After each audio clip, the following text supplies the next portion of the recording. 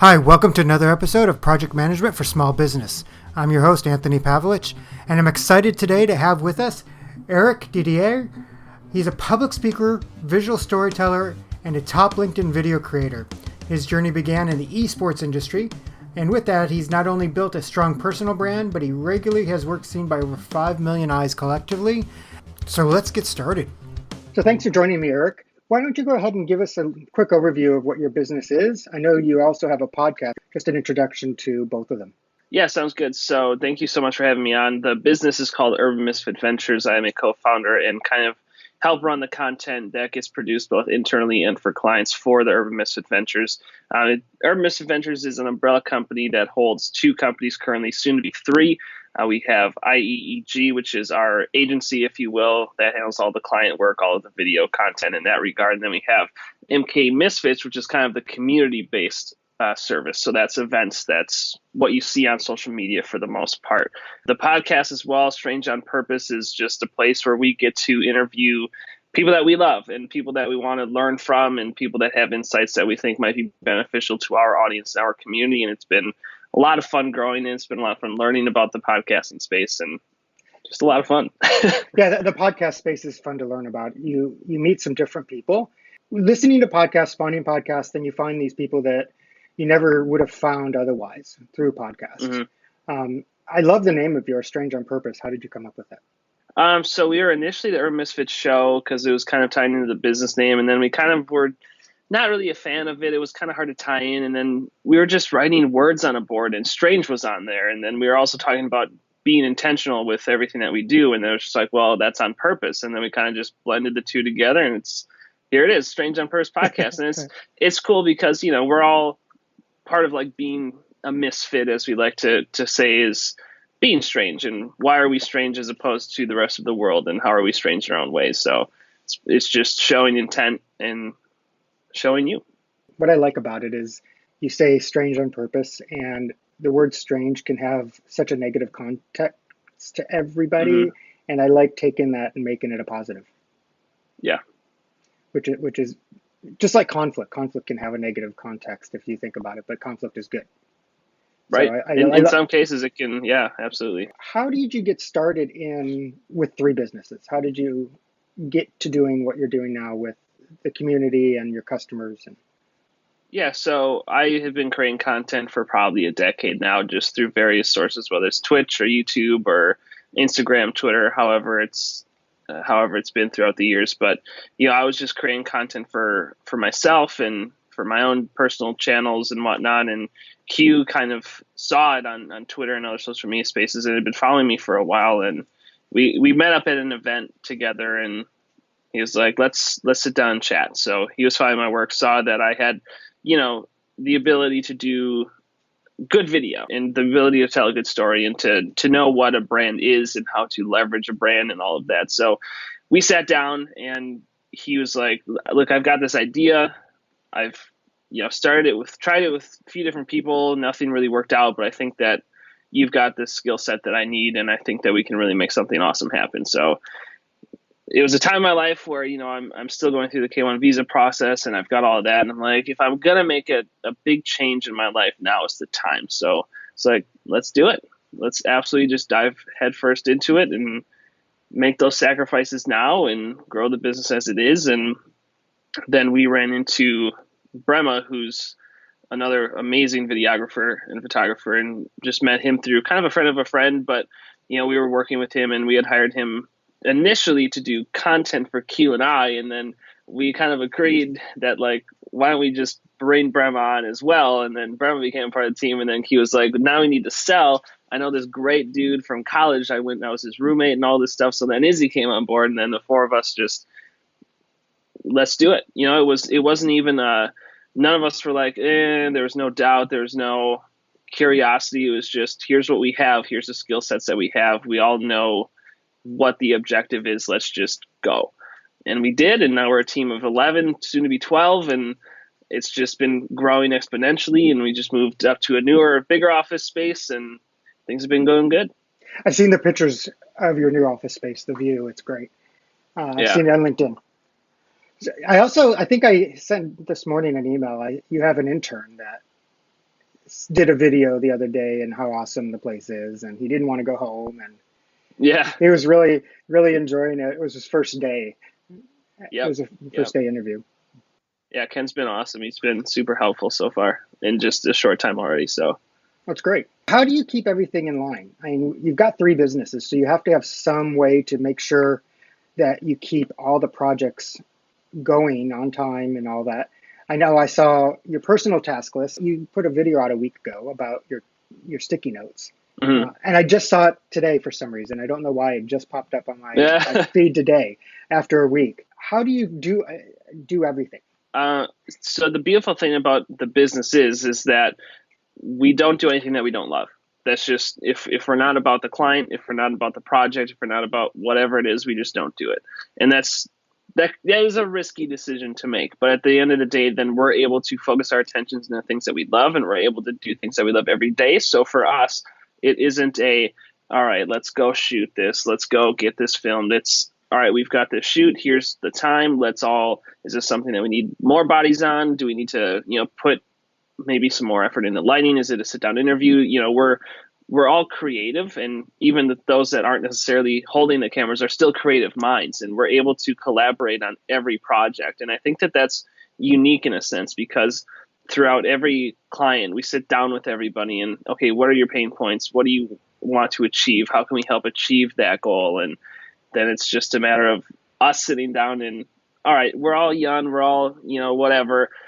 What can we do that's cool? What can we do that's fun? What can we do that we love doing? And it becomes this situation where it never feels like work. And I think that's a beautiful place to be. And there's obviously deadlines and obviously things need to be met, but it isn't so much crap, I need to get this done. It's I just shot this. I'm excited to put it on a timeline and see what I can make out of it. It's a lot less of a struggle and more of I'm excited to get to this.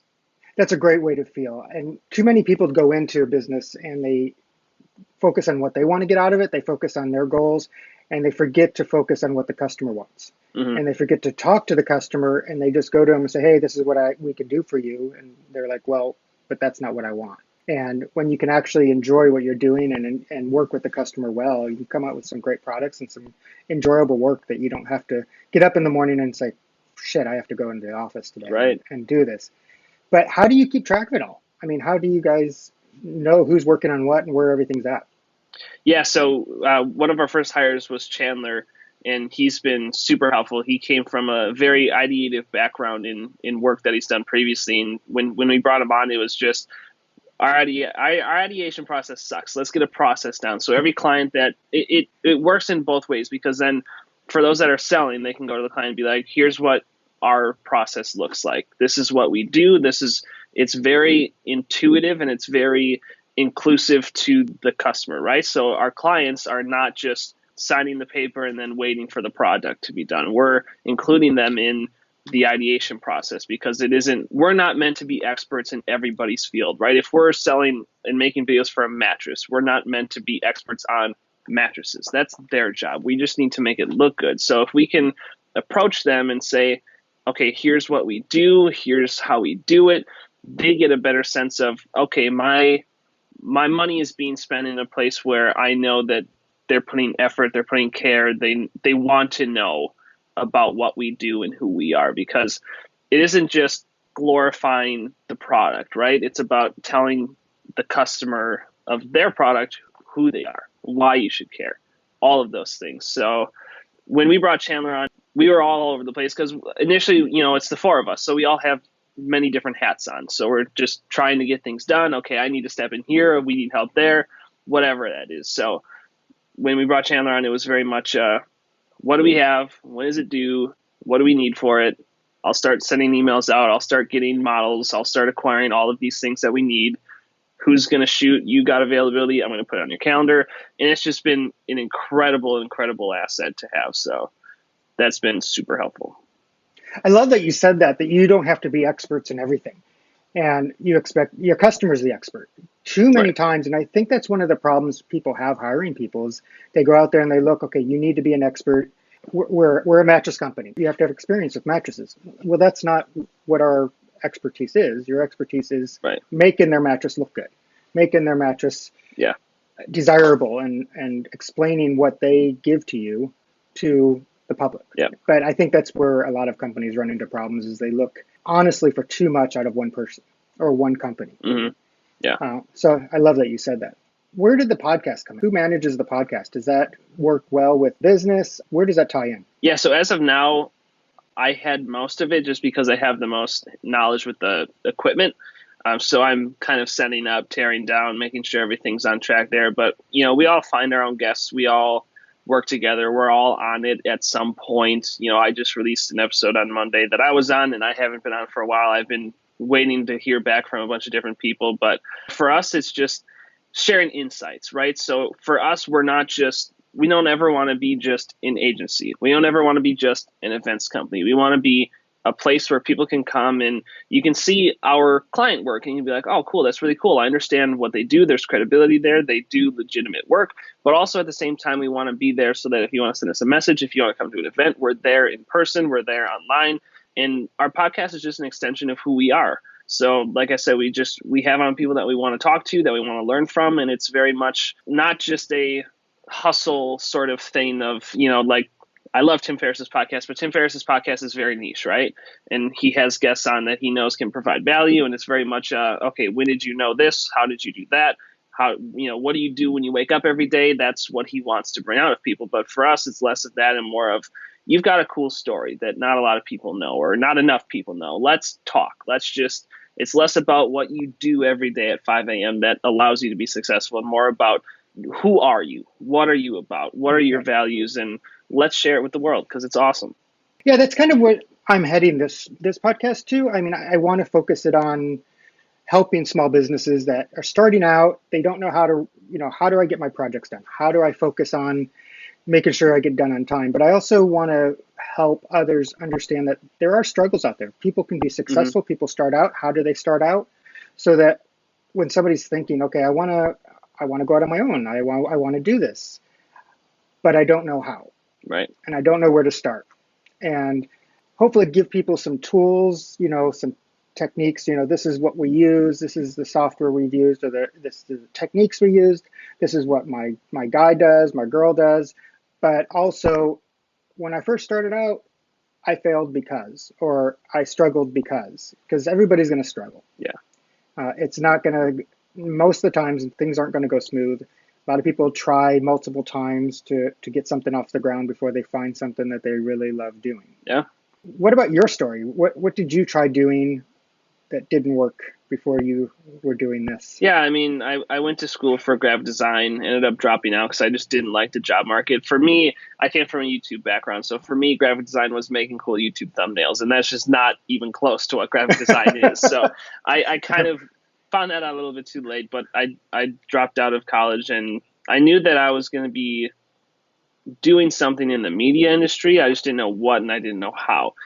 For me, it was I just kept making content, whether it was streaming on Twitch, whether it was making YouTube videos, doing all these different things. And then eventually I got to a point of, I had some other jobs and just to pay the bills and to create revenue for myself and keep everything going. But I knew that I would always be in media. So I don't necessarily think that I could consider like making YouTube videos or not being a successful streamer yet a failure necessarily, because I knew that it wouldn't, it was always something I did for fun. And if it became something like awesome, I knew that eventually I would have to create a source of income through my own desires and my own hobbies. So like there was a little bit of external pressure, but I allowed myself a little bit of a time buffer. So I still wanted to have fun, right? I didn't want to ever have it feel like I had to do it because that's what kept the lights on. So that would be probably that. My background though, other than that, is like through photography specifically, I took photos for just whatever I had at home, just products I had at home. And with that, I was able to get attention from Logitech, from G Fuel and other companies in the gaming industry. And was able to get a couple gigs for the Major League of Gaming. So I took a couple events and took photography for a few events, and nothing really ever came of it. So that could probably be a little bit of a stumble. I didn't know, I definitely didn't have the right equipment, the best equipment, whatever. So that could also be probably a good example. A lot of people think that when you're starting out, you have to have the perfect equipment. Sometimes you can't afford the perfect equipment. Yeah. sometimes you can't afford the best equipment, and sometimes it's not necessarily a bad thing. You did that, but look where you're at now, and you love where you're at. If you had bought all that, if you had put all that money into all this equipment and really tried to make a go for that, you don't know where you'd be now. Yeah. Besides in a lot of debt for all the equipment Yeah. that you would have to buy. How long have you been doing what you're doing? You have 3 businesses. So how did those progress from 1 to 3? Yeah, so Urban Misfit Ventures is the holding company of currently IEEG and MK Misfits, and soon to be a third. So IEEG and Misfits came together at the same time, and then we just called it Urban Misfit Ventures. Oh, okay. Just a little bit more clarification on that. So it was just all at the same time. We knew that we wanted to do those 2 things, and we knew that we wanted to do them quick. So we just put it all together and made it happen. Awesome. So you also, one thing I just wanted to ask too, is you said you work on your K-1 visa. Where are you from? I'm from Wisconsin, but my fiance is from the Kitchener-Waterloo area. Oh, okay. So you worked on the K-1 visa for her. Yeah. I don't live that far from Kitchener-Waterloo. I live in Mississauga. Yep. It is on the west side of Toronto, but it is east of Kitchener-Waterloo. What's your next step? You said you got this 3rd business you want to do. Where are we going with that? What's this? Yeah, so I don't know how much I can disclose yet. It's going to be really cool. It's going to involve a lot of what we love doing, and it's going to be just another extension of who we are and what we love, and always showing that throughout everything that we do, that's just a part, everything that we do is an extension of what we love. So moving forward, it's just growing the business, having fun, inspiring those around the world, inspiring those that work with us, and just always sharing that positive message. I don't know if you've heard of another podcast, Millennials Journey. I want to say that I have. The guy who runs it, Michael Kappa, was my first interview. And they've done 27 interviews, I think, now, and they haven't released them. They're just building them up, and then they're going to release a lot at once. I think you and him would have a great podcast as well. He's here. He owns a small business on the west side of Toronto, a painting business, and he mentors and works with younger kids and talks to millennials on their journey as well. I think that would be a great podcast for you two to hook up on as well. Yeah, absolutely. I'll be sure to do that. So I don't think it's been released yet, but Michael Kappa, if you look him up on LinkedIn, what piece of advice would you give to somebody that's starting out, trying to go for their dream like you did, and they know something that they love that they want to do, but they're just, like you said, you guys went into it without any fear, which is great because you knew you guys could do it. And you had these other people that had the skills, you guys came together. What kind of advice would you give to somebody that had that feeling of, I've got to do this, I want to do this, but I have fear? Just do. I think when people have an idea and they know that they want to execute on it, I think the problem is they don't execute.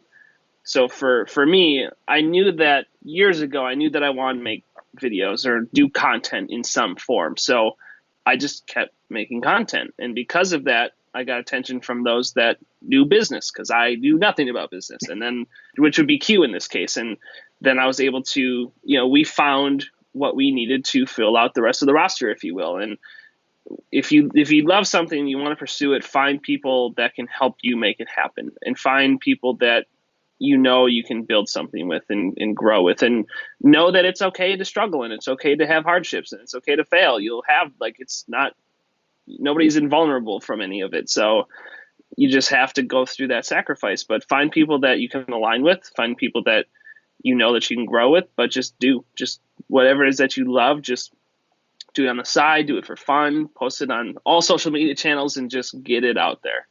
One last question before we sign off. What would be one resource or one place you would send somebody if they wanted to be inspired to start out? That's a good question. Something that may have inspired you. I think Q was on LinkedIn Live yesterday, and he asked me a very similar question. And I think part of what I've discovered is that you learn a lot about yourself. So I think your greatest resource is always you. And that sounds like a very cliche answer, but for me personally, it was I had to learn about myself in order to learn how to grow the business. And unfortunately, I found that out as I started the business. But, I give the example of through the past year, I've gone through both finding out my dad had cancer and having him go into remission. I've had getting engaged and going through the K1 process. I've had the whole enchilada of difficulty personally that added on top of the stress of growing a business. And within that, I discovered more about myself than I thought that I knew that I would discover. Like I knew that I'd learn about myself, but I know what I need to operate at an efficient level now, more so than ever, whether that's exercise, sleeping right, what diet I have. And that would be, I would say, a greatest resource. I say, other than that, the people that are close to you. And I think that that has a huge leverage on the impact that you're able to make. Because if you're around people that are Debbie Downers to say, you're not going to create any success. But when I met Q and we brought Brema on and we brought Izzy on, like the beautiful thing about being in an office together every day is that we are each other's support system, and we've been able to create this beautiful, positive space that we all can grow in. We're all working on the business. We're all working on our personal brands as well. So we're able to find that support group. So I would say your greatest resource is probably the people and yourself, like the human interactions that you have. Outside of that, YouTube, I've learned so much in media production through YouTube videos. That sounds, I mean, once I dropped out of college, it was like, all right, I'm going to learn how to color grade it, whatever it was, YouTube video. Just search it on YouTube. How do I grow a business? How do I invest in stocks? It's all on there, right? Maybe it's not all accurate. Maybe you can just take everything with a grain of salt, but it's out there. I really love the yourself is your best resource and best place of knowledge. I've never heard anybody say that, actually. I've listened to a lot of people in interviews, and they get questions similar to this, and they'll be like, oh, this book was mine, or right, this person was a good mentor. But knowing yourself is probably one of the best answers I've ever heard, because you're right. You do have to, and it's something I've never thought about, but you do have to know yourself in order to know what you're capable of and where you're willing to go. Yeah. So that's a good answer. Okay, well, ask you one more question that I wasn't going to ask you, but I'm going to make you answer it because you make everybody else answer it on your podcast. What makes you strange? Oh, on purpose. Hey, I don't ask people these kind of questions, but you ask everybody on your podcast, so I'm going to make you answer it. I think what makes me strange on purpose is that growing up, I was always everybody's second choice. And what I mean by that is, like, every group project, I was always like, I was everybody's friend, but nobody's best friend, if that makes sense.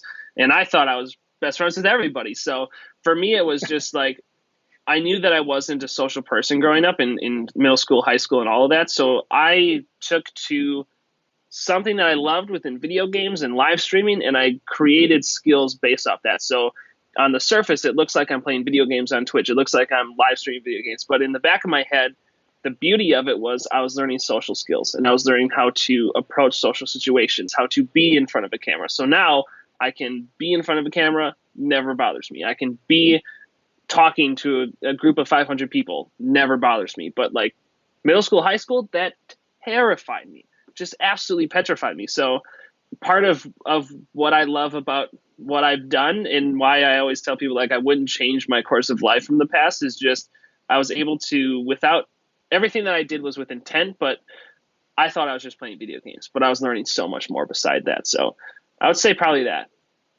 That's great. I was very similar. Actually, I could not get in front of a group of people and talk. In college, my first communications class, I remember like that pit sweat, everything, to where I was like, I can't do this.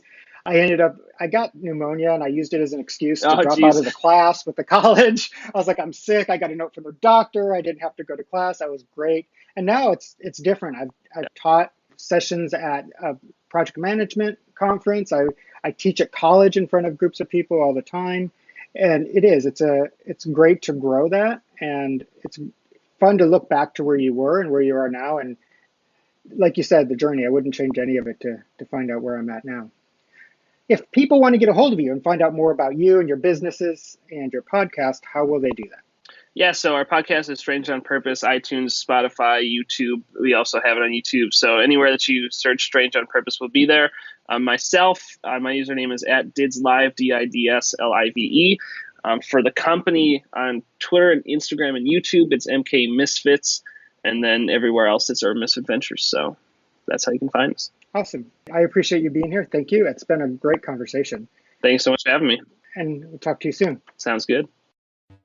Thank you for joining us for another episode of Project Management for Small Business.